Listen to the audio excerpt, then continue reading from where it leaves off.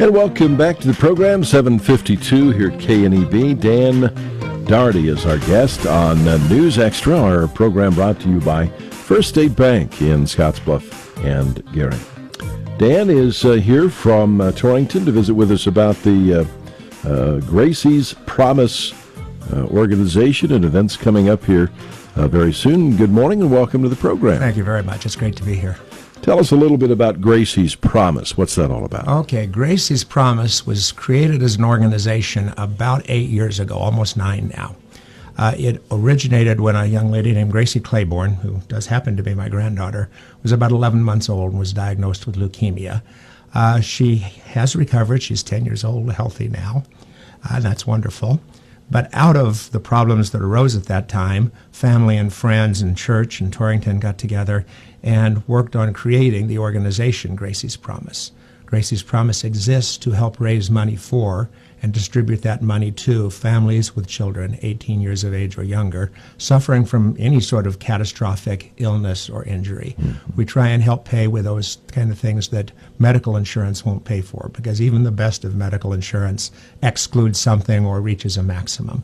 So we're there when children are first diagnosed or first suffer some kind of an accident to help as a bridge as they work into that, to help support them as they work out what their medical issues are, their financial, their personal issues. We try and give them a little bit of an extra cushion at that point of time.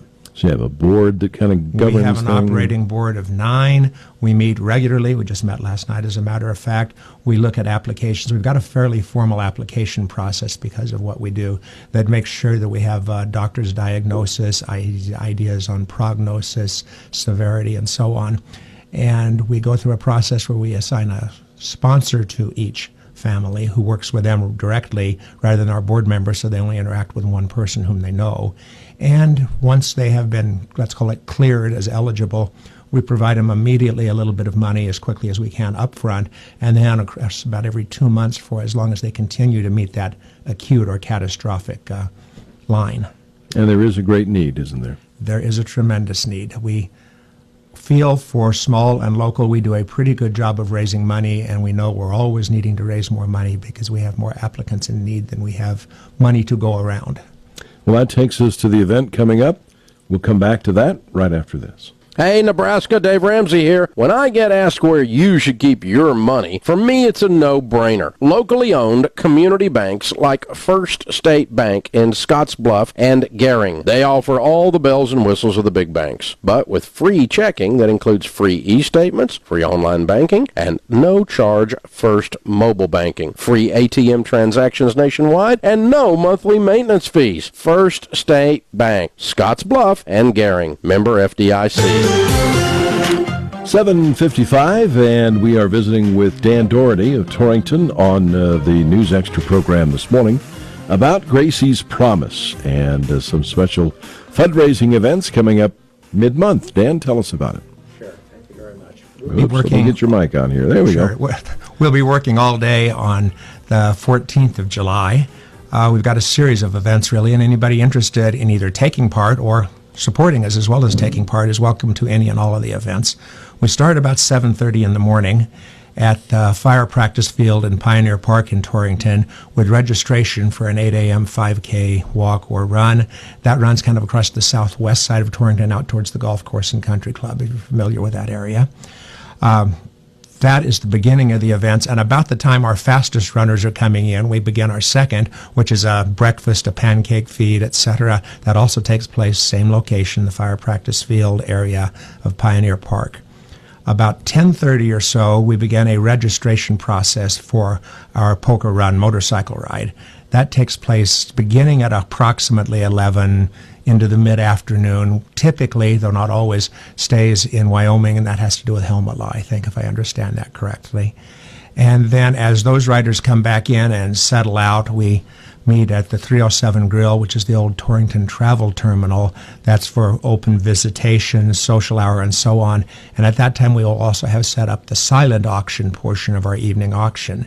That set of events, the social port, continues until about 7, and we'll begin the formal active auction about 7:17 p.m. I might mention we were very fortunate last year to find a group of motorcycle riders who have organized themselves to help put on motorcycle rides. That group is called the Punishers. They're local law enforcement officers, essentially, who are, of course, off duty for this event, but help organize it, set it up, get registrations done, make sure we've got chase cars, that we're working within legal limits, and still having as much fun as possible. We're fairly small. This is only our fifth year of doing that run. And last year, I think we had 78 riders. We've had a lot more response on Facebook and other things. We're thinking it will be noticeably larger for that, but since we don't do a pre-registration, we don't really know. Anybody that's interested in knowing more about that run could contact Brian at, I just blanked on where he is. I've got it on my phone. Brian in Torrington at... Pardon me for a minute. I apologize. No problem. I'll be there in half a second.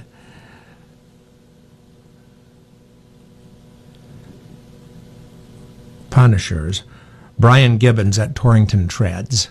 And Brian is the one who is the front man for that portion of our activities. Torrington Treads, okay. Torrington Treads. And it's just a very fun day. A lot of people involved, kids, adults, family sort of things going on, as well as a very valuable, useful fundraiser. Yeah. That goes back primarily to the same area where we raise money. We raise most of our money in eastern Wyoming and western Nebraska. We distribute it mostly in that area. We're fortunate to have extended families involved with it, so we get out and gather money around the country a little bit, and we get applications because of the world of the internet from all over the country as well. Yeah.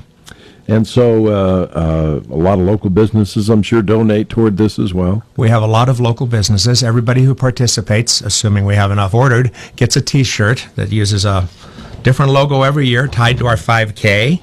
And that T-shirt itself is sponsored mostly by Torrington businesses, though there are a couple of Scottsbluff ones and one out of Cheyenne that also participate in that. We also have massage personnel appropriate there in the morning to help people before or after the runs if they have anything they need to work out before and after. Cool. Very good. Well, it sounds like a great organization and program, of course, and a wonderful day coming up July 14th. If we want more information, how do we find it? Best way to do it would probably, I always hesitate to do this in today's world, would be to call me, which is Dan Doherty, area code 307-534-5352.